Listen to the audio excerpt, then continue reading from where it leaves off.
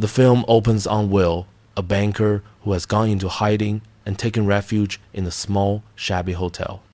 The camera lingers on him in the kitchenette, an anxious figure trying to impose order by preparing a simple meal. The ordinary domesticity is a fragile mask over a man who knows he is running out of options. When the unfamiliar noise drifts from the corridor, Will steps into the hallway to investigate and discovers, absurdly, a reindeer wandering outside his door. The sight irritates him a petty. Before he can do more than grumble about the intrusion, the mood shifts violently. Officers burst into the hotel room and forcefully take Will into custody. He does not resist. Instead, he immediately offers full cooperation to the police, signaling the transactional bargain he is prepared to make in order to survive. Officer Danny arrives at the scene and assumes control. When the terms are laid out for him, Will agrees to assist, but he conditions his cooperation on receiving complete protection, insisting that his testimony will only come with guaranteed security. Danny treats his demands seriously and confers with her colleague, the camera cutting between their faces to underline the stakes. The next morning, the sequence moves quickly to an airfield where Danny escorts Will onto a small, worn private plane bound for London. The aircraft itself becomes a character. Its age and cramped quarters emphasize urgency and vulnerability. Will notes the plane's decrepit condition with obvious unease. Danny reminds him that haste dictated their choice, and that Will's flight into a remote town left them with few comfortable options. As they prepare to depart, the pilot arrives with an air of businesslike routine, and boarding proceeds. Once airborne, the plane's minor turbulence and old mechanics create a background hum of anxiety. Will watches Danny and the pilot converse through headsets, feeling helpless and desperate to be heard. Communication is literalized in those headsets. Without one, Will's attempts to interject are reduced to gestures and muffled shouts. Danny notices something wrong with the aircraft radio. It is off and she proposes returning. The pilot dismisses her concern, insisting the radio being off is not a problem and that they will reach their destination without incident. It momentarily settles the tension. Then, a sudden brutal jolt. A bird slams into the windshield and dies on impact. The plane lurches. Will's fear spikes. The pilot minimizes the event, calling it routine. His calm, however, reads as uneasy rather than reassuring. From his seat, Will glimpses the pilot's identification and freezes. The face on the ID does not match the man at the controls. That mismatch changes the flight from uncomfortable to dangerous. Will tries to alert Danny, but she cannot hear him through the cockpit conversation. Desperate, he hurls a button at her as a crew signal. The action is pathetic and human, a last-ditch attempt to bridge the silence. When Danny turns to look, Will begins to communicate the discrepancy with frantic gestures. But the pilot catches his eye and fixes him with a hard stare that makes further protest impossible. As she continues to watch the pilot, another small, damning detail reveals itself: blood smears on his clothing. Her unease hardens into suspicion. She presses him for details about their contact officer and the assignment. The pilot replies casually that they were sent by an officer who organized the flight and paid well for the job. Then he mentions that their assigned contact is a particular official, someone she knows does not exist on the roster, and the pilot's offhand affirmation collapses into a confession. He acknowledges that his cover has been blown and then launches an attack. The cramped cockpit becomes a bruising arena. They trade blows in a frantic, claustrophobic struggle. The pilot lands a powerful strike and knocks Danny out cold. For a moment, the plane itself seems to hold its breath. With Danny out of the way, the pilot turns his fury on Will, accusing him of betrayal and revealing a deeper complicity. He, too, is in league with the gangsters. Will is suddenly exposed in a way he had tried to avoid. He attempts to bargain with money and offer of a live purchase through a large sum and admits, under the pressure of the moment, that he had embezzled small amounts from the criminal accounts he managed. The confession is raw. The pilot, unmoved by the offer, coldly reasons that even if he accepted the money, the presence of a witness makes elimination inevitable. The scene reaches its brink. Danny, apparently lifeless, reignites the tension. In the sudden turn, she regains consciousness and reacts without hesitation. She uses a stun device and delivers a powerful jolt to the pilot, collapsing him to the floor.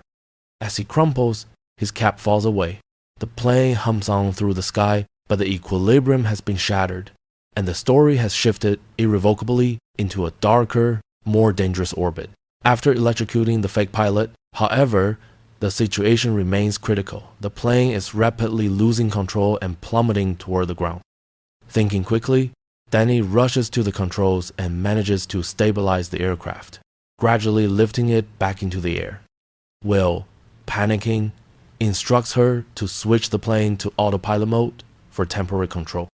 Once the immediate danger is averted, they confirm that the imposter pilot is still unconscious. Danny checks on Will, who is clearly shaken and admits he is far from fine, especially since they now have to deal with a dangerous criminal inside the failing aircraft. Together, Danny and Will search the pilot thoroughly and restrain him tightly. While checking his clothing, Danny discovers mafia-related arrest warrants and photographs of both herself and Will, proving that the assassination attempt had been premeditated. To Will's horror, he notices that the pilot also possesses his mother's home address. This discovery terrifies him deeply, as he confirms the gangsters not only know who he is, but also exactly where to strike emotionally. Danny tries to reassure him, claiming that now they have the man captured, he won't be able to harm anyone and will be sent straight to prison. But before they can decide their next move, another crisis emerges. Both the plane's GPS system and radio are non-functional. They desperately attempt to fix the radio, eventually managing to revive it just enough to establish a weak connection with an unknown responder. Danny tries to communicate, but the signal is unstable and barely transmits their distress. She then remembers her satellite phone and immediately contacts her fellow officer. When asked if they had already arrived, Danny informs her that their pilot was an imposter sent by the gangster mafia to kill them, but they have temporarily neutralized him. At this moment, the fake pilot regains consciousness and smugly offers to help fly the plane, though clearly not out of goodwill. When Danny demands instructions, he refuses, enjoying the chaos he has caused. She threatens him at gunpoint, but he warns that firing inside the plane could cause instability and send them all crashing to their deaths. He remains unfazed by the threat of prison, claiming he has always bounced in and out of jail. Soon after, their colleagues successfully connect them to a professional captain named Danico, who begins instructing them step by step on how to stabilize the aircraft and increase altitude. Although they gain some control, they still remain disoriented in the sky due to the absent GPS, completely unaware of their current location. During this tense moment, the fake pilot begins taunting Will, threatening to visit his mother and kill her once he escapes. This cruel threat enrages both Will and Danny. Before they can question the pilot further, Danny receives another call from her fellow officer. The revelations are horrifying at the real pilot's house. The team discover his corpse. His eyes had been gouged out, and his ears and nose had been severed, indicating he suffered an extremely brutal death. With this discovery, Danny realizes beyond doubt that the imposter on their plane is responsible for the murder. In the middle of this conversation, Will spots danger ahead. Their plane is heading straight toward a massive cliff. Danny immediately reacts, pulling the plane upward just in time. The violent turbulence throws them around, and during the chaos, the pilot discreetly retrieves a hidden knife. Despite the aircraft briefly colliding with an icy ridge, it narrowly recovers and continues flying, leaving both Will and Danny rattled by the near-fatal impact. Meanwhile, the pilot begins working on freeing himself with the concealed blade. Although he struggles to fully raise it, he quickly hides the weapon to avoid drawing suspicion. Danny, still focused on maintaining control, the pilot begins to taunt them, revealing dark secrets from Danny's past. Will is shocked, while Danny boils with rage. Furious, Danny demands to know how he knows such classified details and starts beating him. But the pilot twists the knife deeper, stating that the victim wasn't just killed, she was burned alive. In the chaos, the pilot manages to remove Danny's glasses and uses the movement to position himself, slowly working on cutting his restraints with the control stick. Will steps in, trying to calm Danny down, urging her to focus. Breathing heavily, Danny finally regains some control and explains everything to Will. She reveals that 3 years ago, she was sent on a special mission to bring a young girl back as a key witness. She met the girl in the hotel, convinced her to testify, but the mafia tracked them down. They set the girl on fire in that very hotel, killing her brutally. Danny couldn't save her, and the guilt has haunted her ever since. A few moments later, Jack gets in touch. Danny immediately accuses a female officer from his team of working with the mafia and leaking intel. Jack questions her certainty, and Danny affirms her belief. At that moment, Danny spots land in the distance.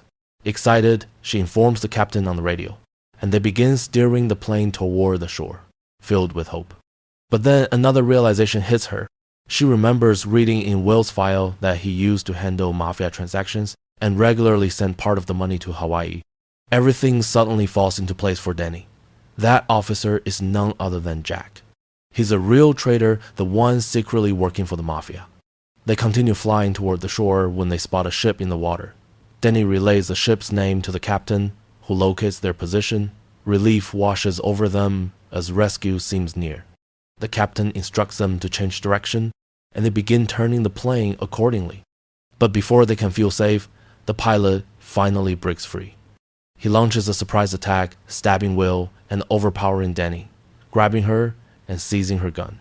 With a sinister grin, he asks, "Now tell me, who's going to save you both?"